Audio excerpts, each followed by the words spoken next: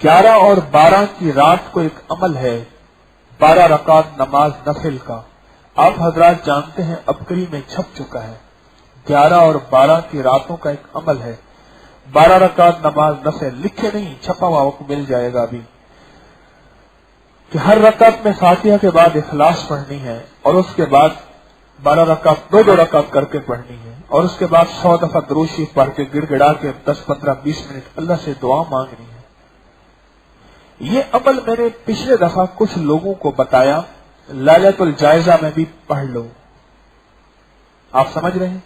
अमल बताया है 11 और 12 की रात का। एक मेरे दिल में ख्याल आया, मैंने कहा कि मौला करीम, जिस रात में सारी रातों का तूने निचोड़ देना है, जिस रात में सारी रातों का तूने समरा देना है, जिस रात में सारी रातों में जो मिला है और जो मिलेगा वो सारा का सारा उसी रात में तू लौटाए, तो करीम इस नफिल के कमालात ज्यादा नहीं खुलेंगे। अल्लाह ने मेरे दिल में अपने इल्म में से इल्म डाला और मैंने वो अमल बताया कि लैलतुल जायजा ईद की रात, मैंने फिर कहा 11 और 12 को भी ये अमल कर लें और ईद की रात भी अमल कर लें। अब तक जो हमारे पास इस अमल के मुशाहिदात आए हैं, अब तक जो आए हैं वो रिश्तों के लिए और रिस्क के लिए, रिश्तों के लिए और रिस्क के लिए और कर्जों के लिए बहुत आए हैं। किसी का जल्दी किसी का देर में होता है, बात यकीन की है। वो कहते हैं ये बेयकीन हमेशा रूखी रोटी खाता है। सुना कभी?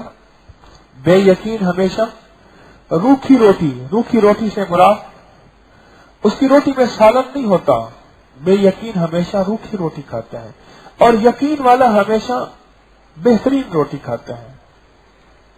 ये अमल रिश्तों के लिए, ये अमल रिस्क के लिए और ये अमल कर्जों के लिए अजब तासीर रखते हैं, अजब तासीर रखते हैं और अनोखी ताकत और अनोखी तासीर है इस अमल के अंदर। 11 और 12 की रात को पढ़ें